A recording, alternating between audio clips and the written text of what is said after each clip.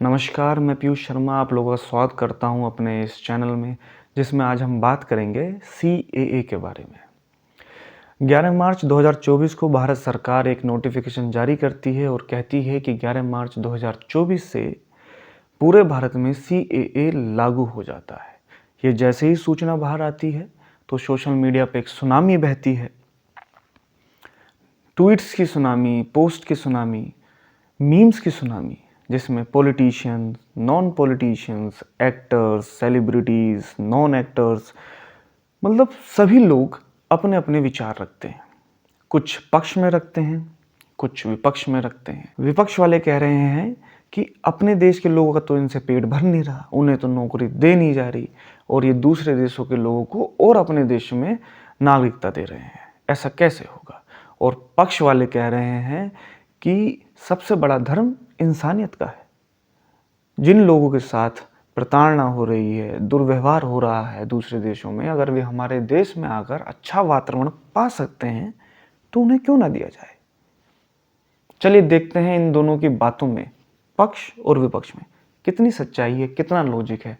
चलिए शुरुआत करते हैं और जानते हैं सीए के बारे में पूरा A to Z, शुरू से लेकर आखिर तक कि क्या है सीएए। सीएए मतलब सिटीजन अमेंडमेंट एक्ट, हिंदी में बोलते हैं नागरिकता संशोधन नियम। देखिए शब्द में लिखा है संशोधन, मतलब कोई चीज़ पहले होगी उसके अंदर संशोधन कर कर नया लाया जा रहा है। मतलब सिटीजन एक्ट ये पुराना है, इसके अंदर संशोधन किया गया है, अमेंडमेंट किया गया है और ये नए तरीके से, नए ढांचे, नए स्वरूप के साथ दोबारा लाया जा रहा है। सिटीजनशिप मतलब नागरिकता। नागरिकता के लिए हमारे भारतीय कॉन्स्टिट्यूशन में, संविधान में एक पूरा भाग इसी चीज़ के लिए दिया गया है, जिसको बोलते हैं पार्ट 2 मतलब भाग 2, जिसमें आर्टिकल 5 से लेकर आर्टिकल 11 तक सिटीजनशिप नागरिकता के बारे में उल्लेख है। उन आर्टिकल में बताया गया है कि कैसे आपको नागरिकता मिल सकती है, कैसे आपकी नागरिकता जा सकती है, कि भारत का नागरिक कौन होगा और कैसे होगा। ये सारी चीज़ें उन आर्टिकलों में लिखी हुई हैं। लेकिन हम उससे पहले जान लेते हैं कि भारतीय नागरिकता जो कानून है, इसके अंतर्गत किसी भी व्यक्ति को किस तरीके से नागरिकता मिल सकती है। इसके 5 तरीके हैं। पहला है बाय बर्थ, जन्म से ही, यहीं से ही। लेकिन इसमें 3-4 चीज़ें हैं। पहली चीज़ ये है कि आपके माँ बाप भारतीय होने चाहिए। आपके माँ बाप में माँ या फिर बाप, इन दोनों में से भी अगर एक भारतीय है तब भी आपको भारतीय की नागरिकता मिल जाएगी। अगर इसमें आपके ना ही माँ भारतीय है और ना ही बाप भारतीय है और जन्म आपका भारत में हुआ है तो भी आपको नागरिकता भारत की नहीं मिलेगी। दूसरा है बाय डेसेंट, मतलब आपके माँ बाप तो भारतीय हैं या फिर आपके माँ भारतीय है या फिर आपका बाप भारतीय है और आपका जन्म किसी और देश में हुआ है, तब भी आपको भारत की नागरिकता मिलेगी। तीसरा है एक्विजिशन लैंड, जिसमें भारत के लोग अगर भारत के अंदर इन्वेस्ट करें, अच्छा इन्वेस्ट करें, तो भी उन लोगों को भारत की नागरिकता मिल सकती है। अब चौथे की बात करते हैं, वो है बाय रजिस्ट्रेशन। इसमें एक पुरुष या फिर महिला भारत की होनी चाहिए। जैसे कि मैं अगर भारतीय हूँ और मैं किसी बाहर की लड़की से शादी कर लेता हूँ तो उसे रजिस्ट्रेशन पूरा फॉर्म भरना पड़ेगा और उसे 5 साल के बाद में भारत की नागरिकता मिल जाएगी। जैसे कि कोई महिला भारत की हो और वो किसी विदेशी पुरुष से शादी कर ले तो उसे फॉर्म भरना पड़ेगा और 5 साल के बाद उसे भारत की नागरिकता मिल जाएगी। अब बात करते हैं आखिरी जो 5वां तरीका है, वो है बाय नेचुरलाइजेशन। इसका क्या मतलब हुआ? इसका मतलब ये हुआ कि कोई बाहर से आया, लीगल तरीके से आया, पासपोर्ट है, वीज़ा है और वो 12 साल से भारत में रह रहा है, तो उसे नागरिकता भारत की सरकार दे देगी अगर वो चाहता है तो। ये 5 तरीके हैं सिटीजन एक्ट 1955 के अंतर्गत। अब हम बात करते हैं कि इनमें क्या अमेंडमेंट करने की ज़रूरत आ गई कि सीएए 2019 भारत सरकार लेकर आई है, जिसको अभी 2024 में 11 मार्च 2024 में पूरे भारत में लागू कर दिया गया है। देखिए उससे पहले हमें ये जानना होगा कि क्या इससे पहले भी इस एक्ट में संशोधन हुआ है, अमेंडमेंट हुआ है या नहीं हुआ है। कई बार हुआ है, लेकिन हमें कुछ ही इंपॉर्टेंट चीज़ें जाननी है, ज़्यादा डीपली नहीं जाना है। बात शुरू करते हैं 1998 से। 1998 में 1998 में बीजेपी की सरकार बनती है। अटल बिहारी वाजपेयी प्रधानमंत्री बनते हैं, होम मिनिस्टर गृह मंत्री बनते हैं लाल कृष्ण आडवाणी, और ये लेकर आते हैं CAA। देखिए, यहाँ पर 4 चीज़ें आपको समझनी चाहिए। सबसे पहली है पासपोर्ट एक्ट 1920, दूसरा है 2003 का CAA, फिर 2003 में रूल्स बने, फिर 2004 में फॉरेनर्स एक्ट क्या था। चलिए शुरुआत करते हैं। पहला पासपोर्ट एक्ट 1920 जो 2002 में लेकर आए थे, ये मतलब उसके अंदर संशोधन किया था।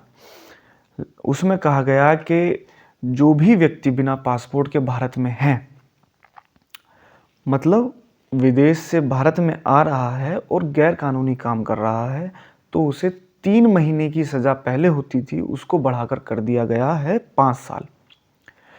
दूसरी चीज़ CAA 2003, ये एक्ट लेकर आए थे बीजेपी वाले, और इसमें कहा गया कि जो इलीगल माइग्रेंट्स हैं, मतलब अवैध प्रवासी हैं, जिसका सिंपल मतलब समझ लीजिए कि जो दूसरे देश से हमारे देश के अंदर आए हैं बिना पासपोर्ट के, बिना वीज़ा के, जो शरणार्थी हैं, जो रिफ्यूजी हैं, उनको किसी भी तरीके से नागरिकता नहीं दी जाएगी, ना ही रजिस्ट्रेशन के तौर पर और ना ही नेचुरलाइजेशन के तौर पर।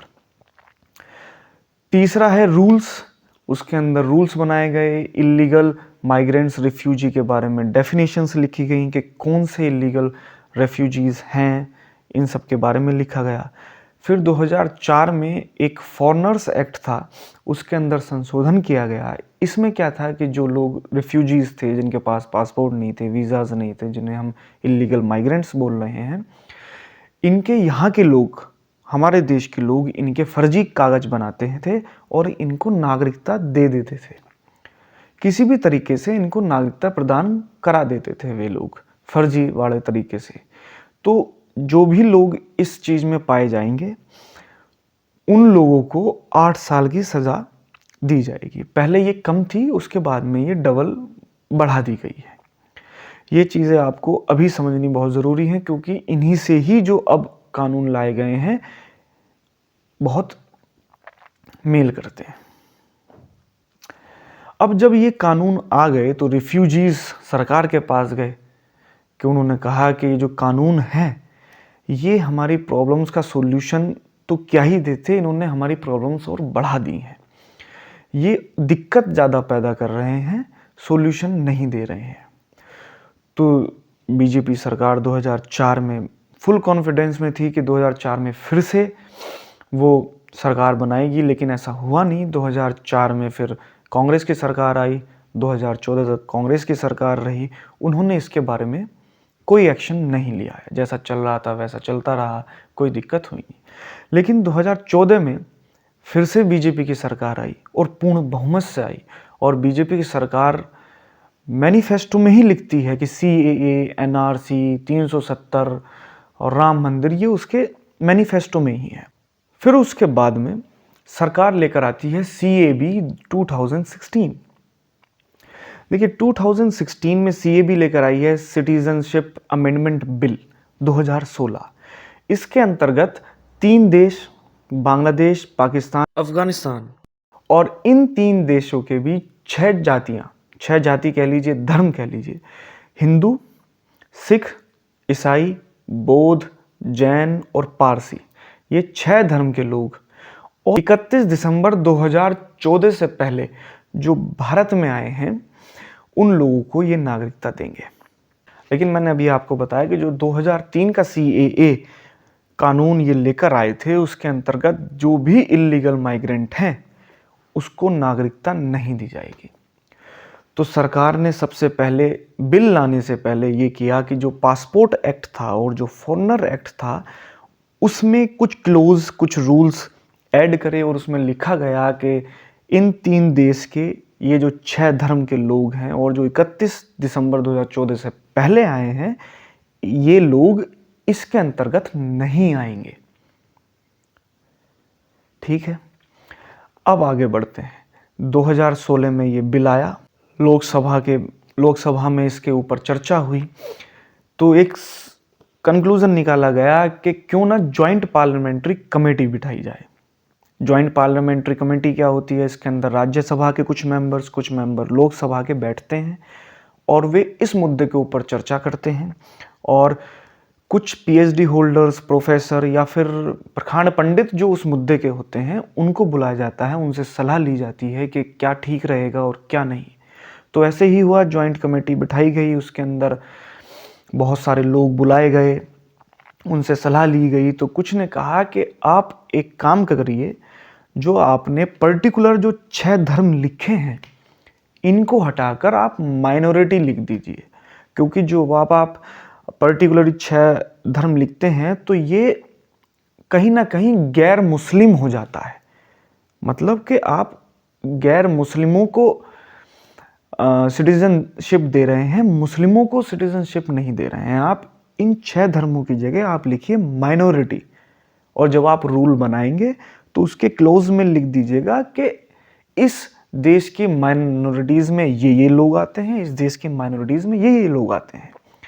मतलब कहने का सीधा सीधा ये था कि अगर आप सीधे सीधे धर्म लिखते हैं तो वो एक निगेटिविटी लोगों के बीच में पहुंचाती है, और अगर आप माइनॉरिटी लिखते हैं तो आप एक पॉजिटिविटी भी नहीं कहेंगे तो निगेटिविटी भी नहीं फैलेगी देश के अंदर।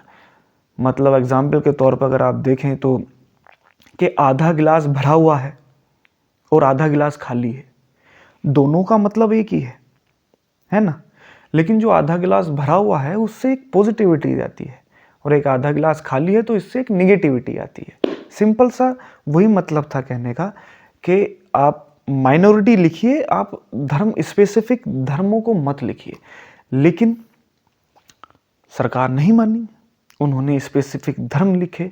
इसका कारण आप कुछ भी मान लीजिए कि बीजेपी है तो नॉर्मल सी बात अगर मैं कहूँ तो मुस्लिम वोट नहीं जाता तो उन्हें इस बात से कोई फ़र्क नहीं पड़ता, लेकिन अगर उसमें स्पेसिफिक हिंदू, सिख, ईसाई ये सब लिखा हुआ होगा तो उस धर्म के भी उन्हें वोट मिलेंगे, ऐसा लोग कहते हैं कि इसलिए उन्होंने ऐसा नहीं लिखा। जॉइंट पार्लियामेंट्री कमेटी की मीटिंग ख़त्म होती है, वहाँ पर वोट पड़ते हैं। जाहिर सी बात है, जब बहुमत में है तो पास हो ही गया। वो राज्यसभा में जाता है। राज्यसभा में अभी तक 2019 तक राज्यसभा में बीजेपी की पूर्ण बहुमत नहीं थी। राज्यसभा में पहुंचता है जनवरी 2019 में।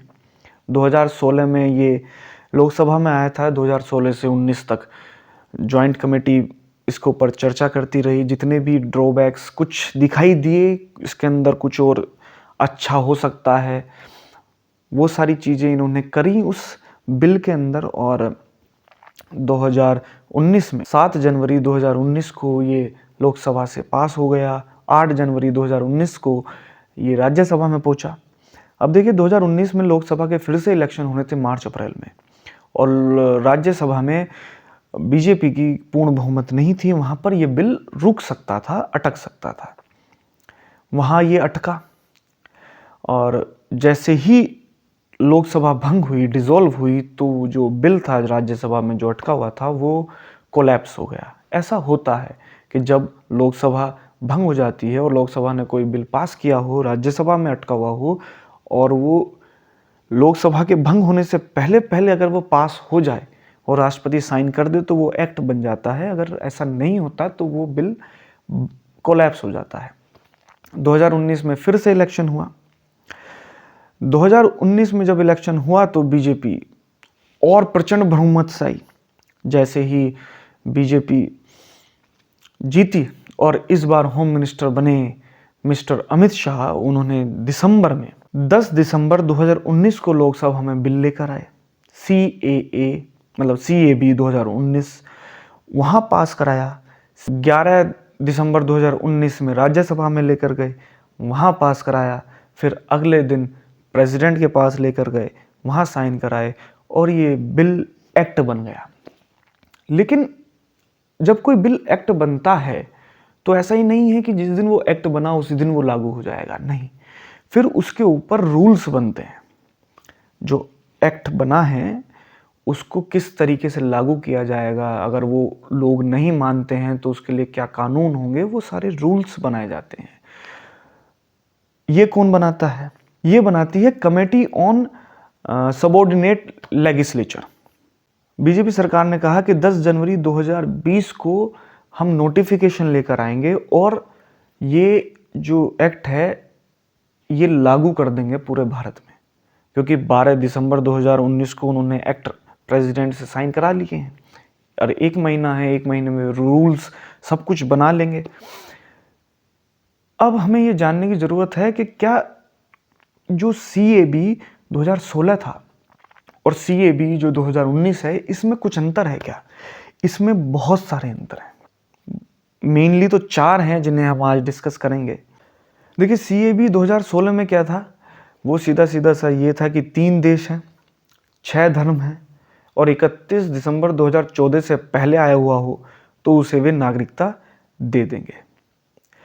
अब इसके अंदर क्या हुआ है, 2019 वाला जो ये लेकर आए थे CAB, उसमें कहा गया है कि जो ड्यूरेशन टाइम है नागरिकता प्रदान करने का, मतलब कि पहले वो 11 साल और प्लस 1 साल, 12 साल भारत में रहना चाहिए, तब उसको नागरिकता दी जाएगी।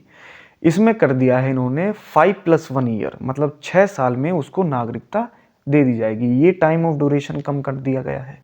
दूसरा ये है कि मैं अगर प्रवासी हूँ और मेरे ऊपर कोई केस चल रहा है, मतलब केस लूट, डकैती, मर्डर ये वाले नहीं, माइग्रेशन के ऊपर, सिटीजनशिप के ऊपर, जैसे ही मुझे सिटीजनशिप मिलेगी तो वो सारे केस रद्द कर दिए जाएंगे। तीसरा ये है कि सिटीजनशिप आपको बैक डेट में मिलेगी। बैक डेट का क्या मतलब है?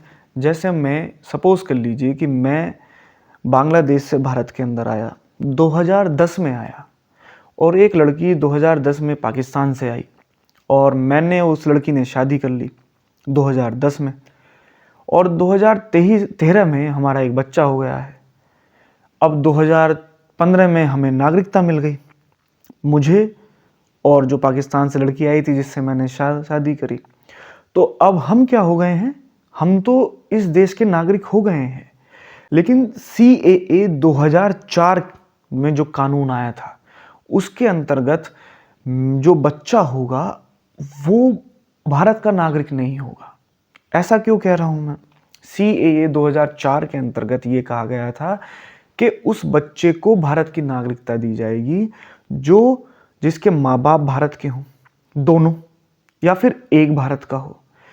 अगर वो बच्चा भारत में पैदा हुआ है और उसके माँ बाप इलीगल माइग्रेंट हैं, मतलब उनके पास पासपोर्ट नहीं है, जो रिफ्यूजी हैं, जो अवैध प्रवासी हैं, और उनका जो बच्चा होगा वो भी अवैध माना जाएगा, वो वैध नहीं माना जाएगा। देखिए, जब बच्चा हुआ 2013 में मेरा और उस लड़की का, तो जब तक मैं और वो अवैध प्रवासी थे, इलीगल माइग्रेंट थे भारत के अंदर, तो जो बच्चा हुआ है वो इलीगल माइग्रेंट पेरेंट्स का हुआ है, तो वो लीगल माइग्रेंट नहीं माना जाएगा, वो भी इलीगल माना जाएगा। इसलिए सरकार ने कहा है कि जब मैं भारत में आया, मैं 2010 में आया था, वो लड़की भी 2010 में आई थी, तो हमें जो सिटीजनशिप दी जाएगी वो 2010 से दी जाएगी, ना कि 6 साल बाद। जब सिटीजन मिली है, वो जो सिटीजनशिप दी गई है वो जब से दी जाएगी उस पर वो डेट पड़ी हुई होगी जब मैं भारत के अंदर आया, ना कि वो डेट जिस दिन हमें सिटीजनशिप मिली। ये पॉइंट क्लियर हो गया होगा।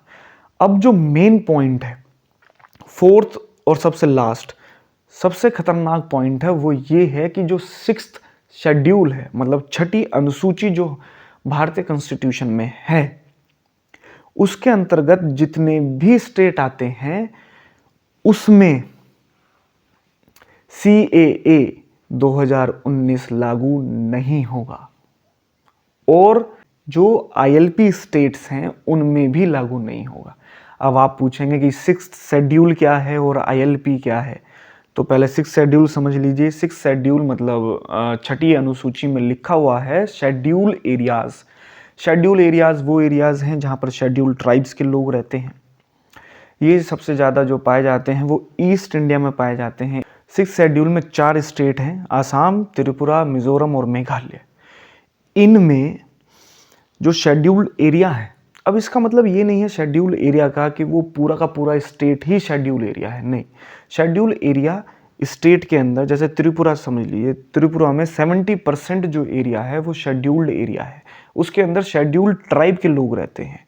अब इसको अलग प्रोविजंस क्यों दिए गए हैं, इतना अलग पावर क्यों दिए गए हैं? क्योंकि उनका अलग एक कल्चर है, वे उनके रहने के ढंग अलग अलग हैं। शेड्यूल्ड एरियाज में चलते हैं एडीसी।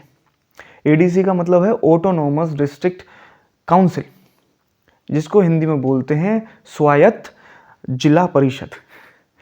इसका क्या मतलब है कि वहाँ वे अलग उन्हीं के हिसाब से कानून बनाएंगे, उन्हीं के हिसाब से जो रूल्स होंगे वो बनाए जाएंगे, उन्हीं के हिसाब से उन रूल्स की व्याख्या बताई जाएगी उनको, और उन्हीं के ढंग से वो एरिया चलाया जाएगा।